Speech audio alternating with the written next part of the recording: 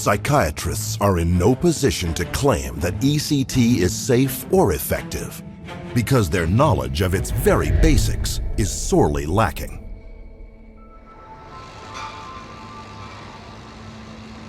Electrical engineers understand how electricity works, and biomedical engineers understand the effects that electric currents can have on human tissue. Psychiatrists, however, typically don't receive the kind of training to make them understand electricity, what it is, what it does, what it can do to the human body. So we have in this case an operator who is merely trained to set the knobs and push the buttons without understanding the ramifications of what he's doing.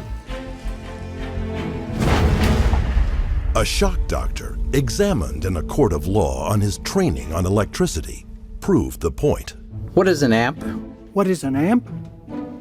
You know, it's been a long time since high school physics, and I couldn't give you a scientific definition of what an amperage is. Do you have a definition of a volt? A volt.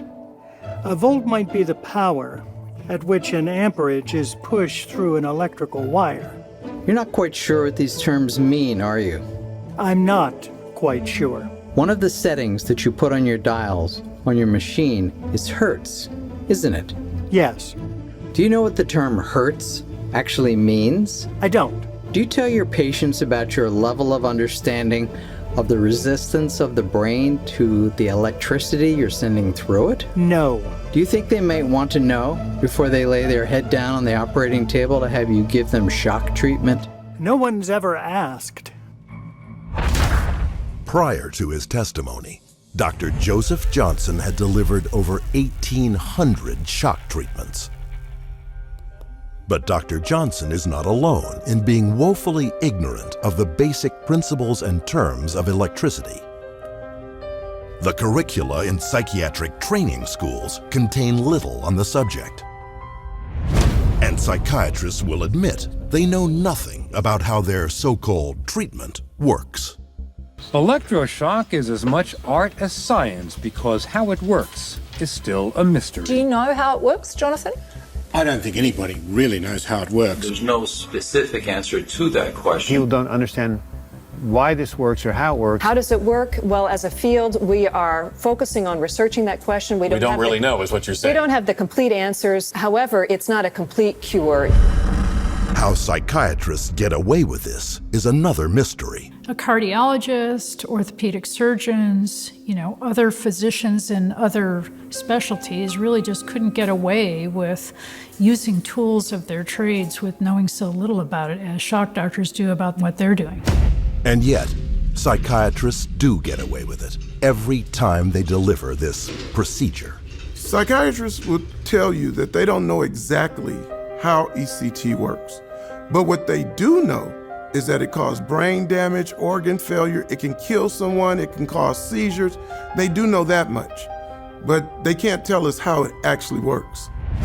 Shock psychiatrist Richard Abrams, co-owner of ECT machine maker Somatics, has admitted to his own ignorance under oath. Do you have any understanding as to the mechanics of how ECT works? I do not. All right. Would you agree that that's the general state of the industry still today, that the practitioners of ECT don't have an understanding of how it works? That's correct.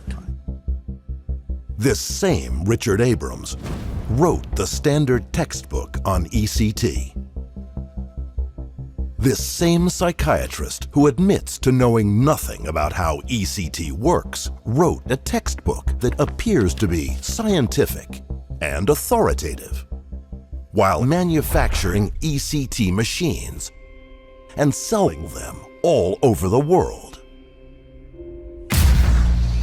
Meanwhile, the practitioners of ECT use these machines to wallop their victims with more voltage than an industrial printing press.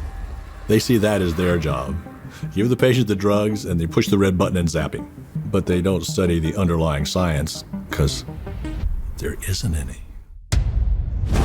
My personal experience as a psychiatry resident was I was doing a rotation. All of a sudden my supervisor says, "Oh, you're on the rotation for ECT next week. And I said, oh, well, what do I do? I've had no training, no instruction whatsoever. I arrive at the room, I walk in, there's the anesthetist, there's the nurse, there's the equipment, the patient's wheeled in, and now I have to set the settings on the machine. So I look at the log and I say, oh, well, the last time this person had a treatment, the settings were this and this. So I adjust the dials, person gets treated. Next patient who comes in, it's their first course of ECT, the very first treatment.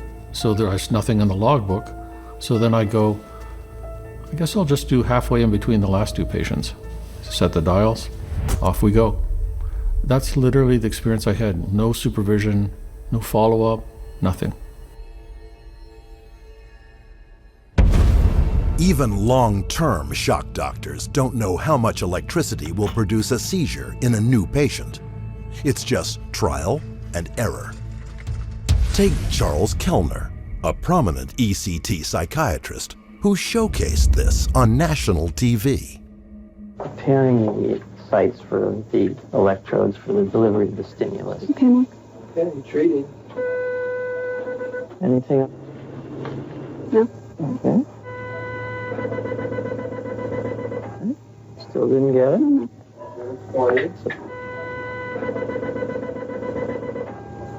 Got it. Okay. Now she's having a seizure. Yeah. Half an hour after her seizure, Terry is in recovery. Your treatment went really well. I want you to know that, okay? The very next day, Terry is back. Do you recognize me? No, I'm Dr. Kellner. Inflicting a patient with 3 brain-damaging shocks in a row is not just an assault.